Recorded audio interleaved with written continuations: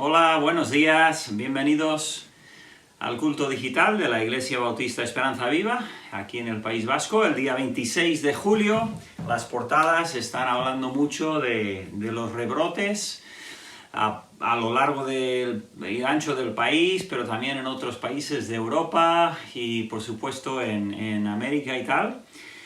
Así que a ver cómo va, cómo sigue el tema. Hay mucho temor, mucha preocupación, pero nosotros que conocemos al Señor estamos tranquilos en Él, tomando las precauciones, pero nuestra confianza, como dirá el corito que voy a cantar, nuestra confianza está en el Señor. Quiero leer un versículo del Evangelio de Marcos, y luego vais a entender por qué leo este versículo en concreto. Pero de momento, nada más lo voy a leer, es Marcos capítulo 10, versículo 45, dice: porque el Hijo del Hombre no vino para ser servido, sino para servir, y para dar su vida en rescate por muchos. Marcos capítulo 10, 45, y realmente es el tema del Evangelio de Marcos, el enfoque del libro. Muy bien, pues bienvenidos a esta última sesión del culto. Y hace una semana no sabía sobre qué iba a predicar y bueno, pues durante la semana estuve orando y buscando, pensando en diferentes temas, y al final yo creo que el Señor me ha guiado a este tema, y va a ser por lo menos un comenzar de una serie sobre el Evangelio de Marcos.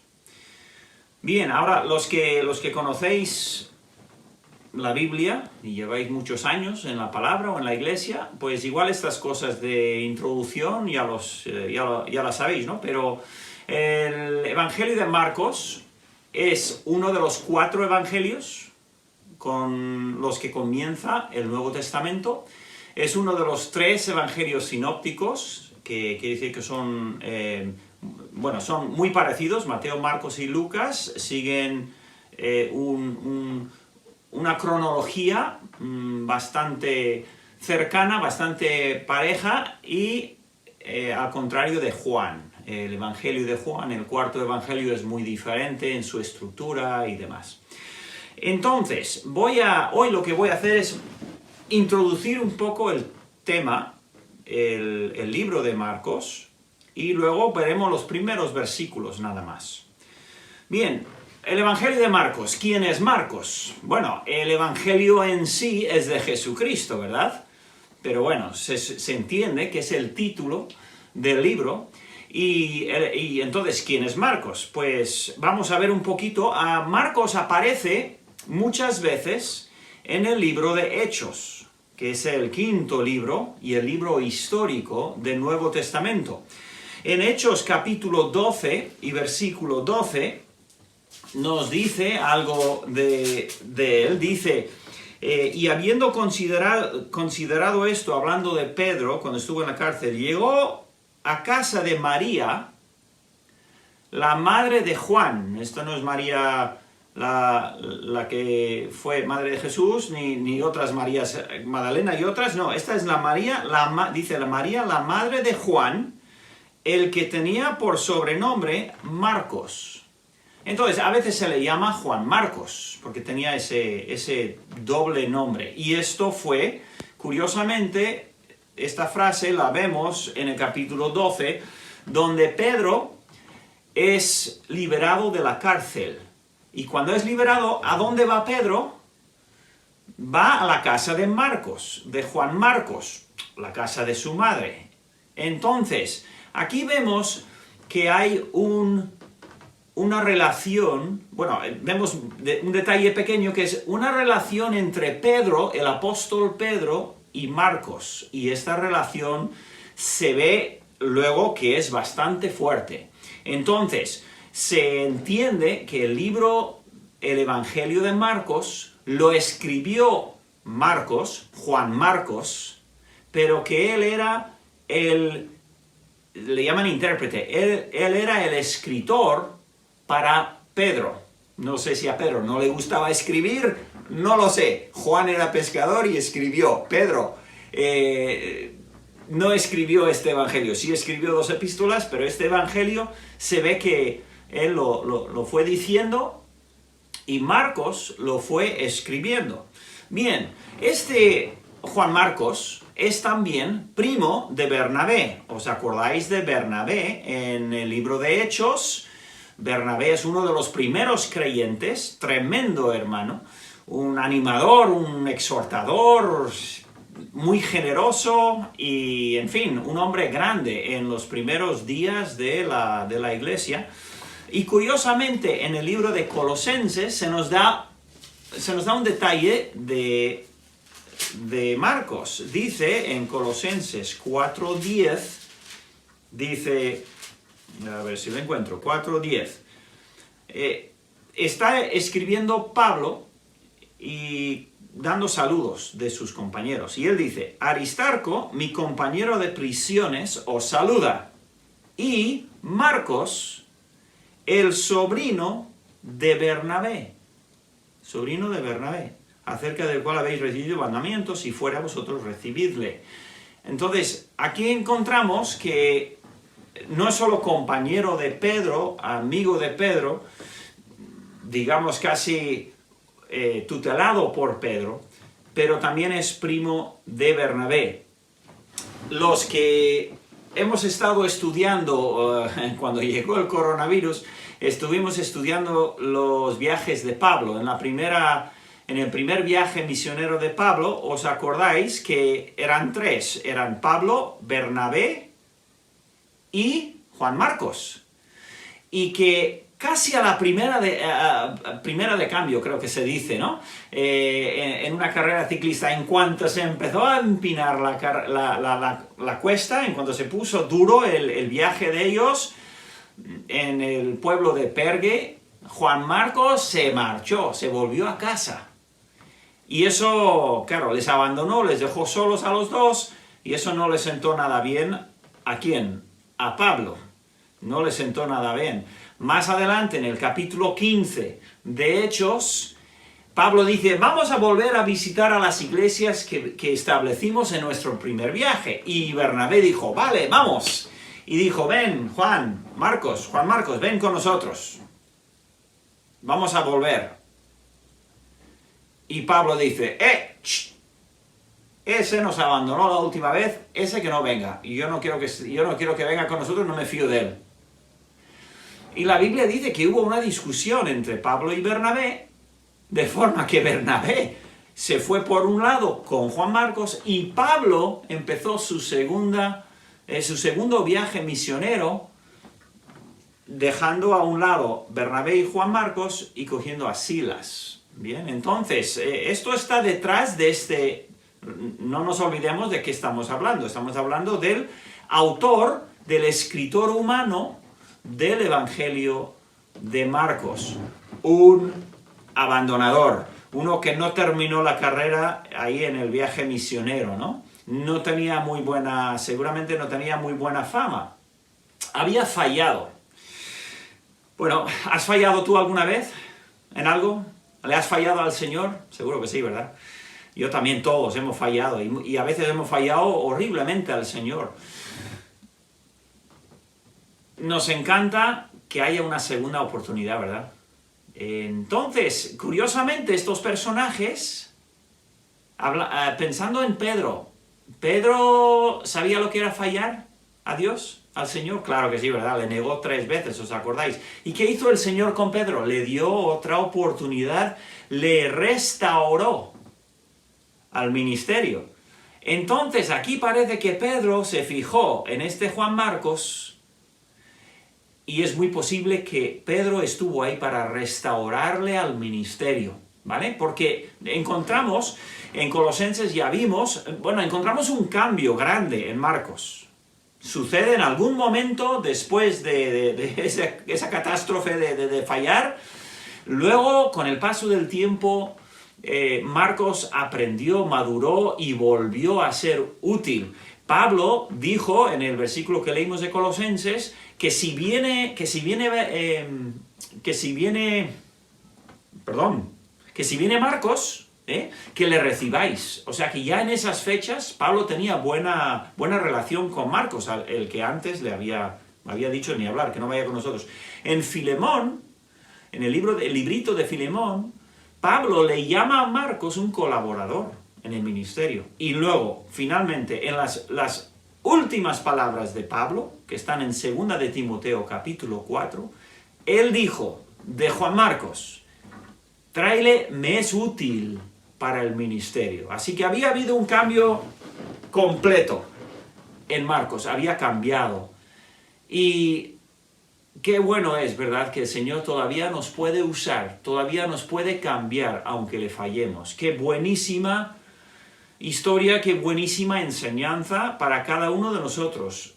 Un libro de la Biblia escrito por un abandonador, uno que falló, un Marcos que abandonó el primer viaje misionero del Nuevo Testamento.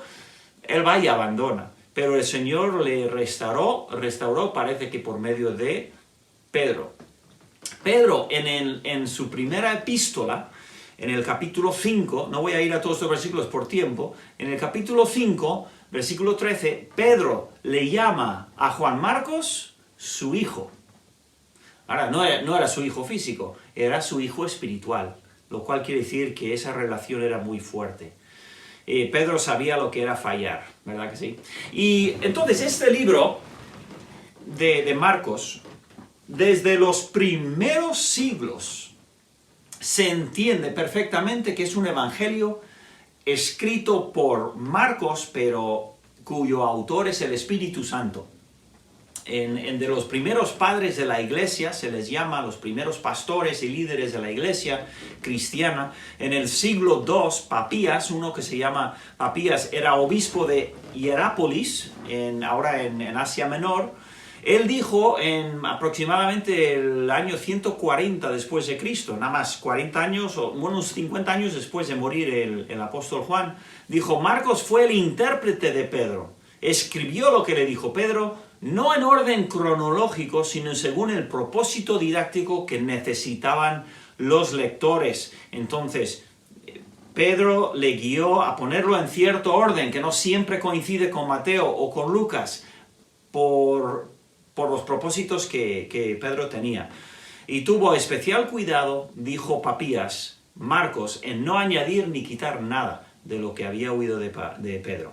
Luego, Justino, que era otro, en el siglo II, el año más o menos 150, él dijo que Juan Marcos escribió las memorias de Pedro. Todo esto es dando fe, a credibilidad al hecho de que Marcos, su evangelio era realmente las palabras de Pedro, que era un observador directo, era testigo presencial del Señor Jesucristo. Y luego también en el siglo II, Ireneo dijo que Juan Marcos era intérprete y discípulo de Pedro. Muy bien, entonces vamos adelante para ir terminando un poco con esta introducción. El enfoque principal del libro es el versículo que leí al principio del culto, donde dice que el Hijo del Hombre no vino para ser servido, sino para sufrir, para servir y dar su vida por muchos. Se me ha olvidado cómo lo dice exactamente, lo voy a leer para no destruir el versículo, ¿vale? Versículo 45, porque el Hijo del Hombre no vino para ser servido, sino para servir y para dar su vida en rescate por muchos. Siempre en el libro de Marcos, siempre el Señor está sirviendo y autosacrificándose, siempre dándose por los demás. Es el tema principal del libro. No tiene mucha enseñanza. Como sabéis, el Evangelio de Marcos es el más corto de todos. Solamente tiene 16 capítulos y además la mayoría no son muy largos. Es mucho más corto que Lucas y que Mateo y que Juan también. Entonces, más breve, más movimiento, más rápido se mueven las escenas, y el Señor siempre está sirviendo, siempre está moviéndose, siempre está viendo dónde puede servir, curando y predicando, aunque Marcos no da los discursos, o pocos discursos. El libro de Marcos, casi con toda seguridad, fue escrito en Roma, cuando Pedro estaba en Roma. y hay muchos indicios, hay muchas razones por pensar en eso, pero no voy a ir en muchos detalles porque no nos vienen al tema, pero es súper probable, casi absolutamente cierto, de que lo escribió desde Roma. Hay un problema, y con esto termino lo que sería la introducción, se llama el problema sinóptico, y teólogos incrédulos de los siglos XVIII, XIX, ellos suelen decir que Marcos fue el primer evangelio y que Mateo y Lucas tomaron a Marcos y lo ampliaron con otra fuente que ellos llaman Q. Bueno, eso se ha escrito libros, se ha armado una grandísima teoría complicada y, bueno, ¿para qué? Porque ellos quieren explicar por qué Mateo dice una cosa, Lucas dice otra, Marcos dice otra, pero casi todos son parecidos y se han montado una gran teoría pensando que van a solucionar los temas, que hay aparentes discrepancias y tal. Pero realmente es un problema inventado. Además, inventado en el siglo XIX, más o menos. No tiene por qué no tenemos, como creyentes, no tenemos por nada que temer y pensar que los evangelios son producto de un montón de estudios de diferentes personas ayudándose y copiándose y todo. No, eso no es lo que dice la Biblia y no hace falta. Los sinópticos, Mateo, Marcos, Lucas, nunca se contradicen.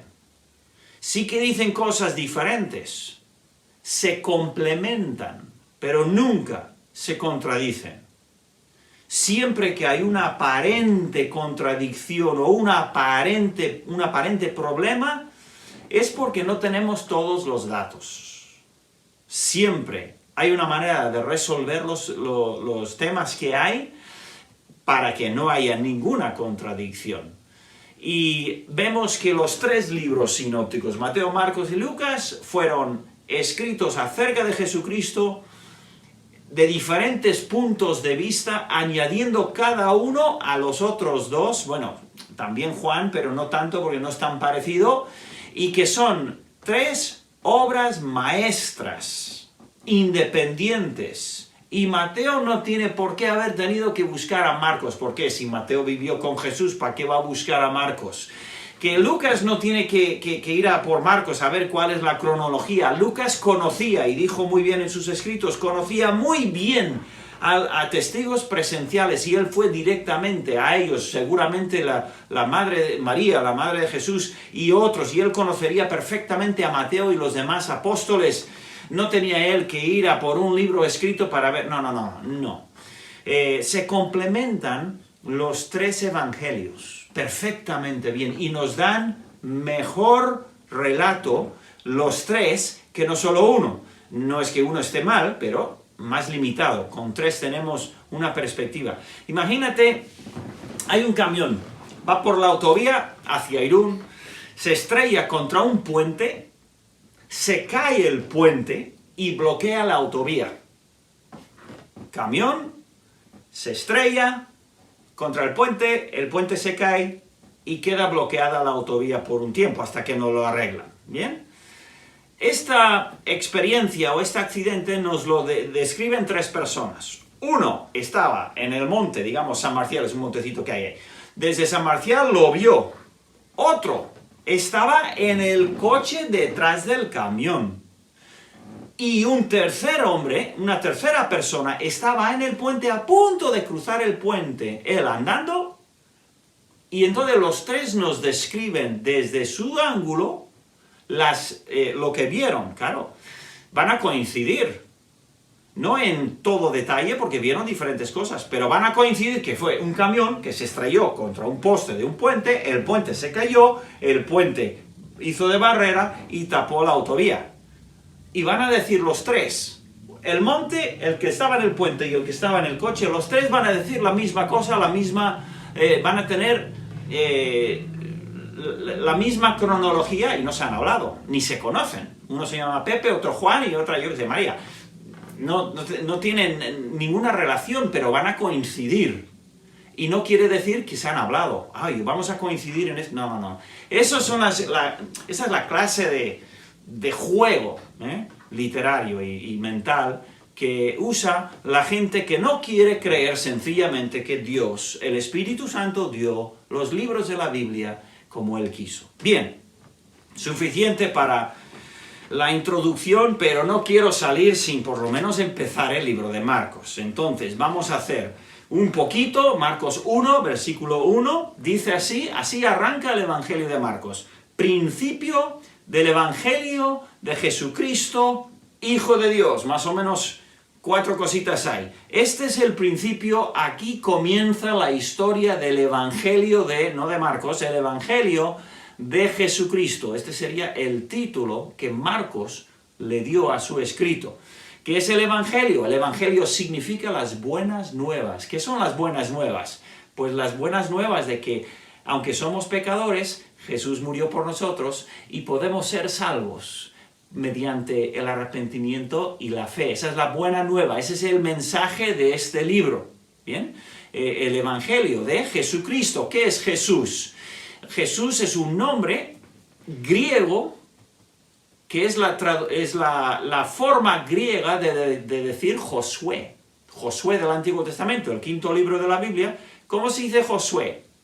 En griego, pues se dice Jesús.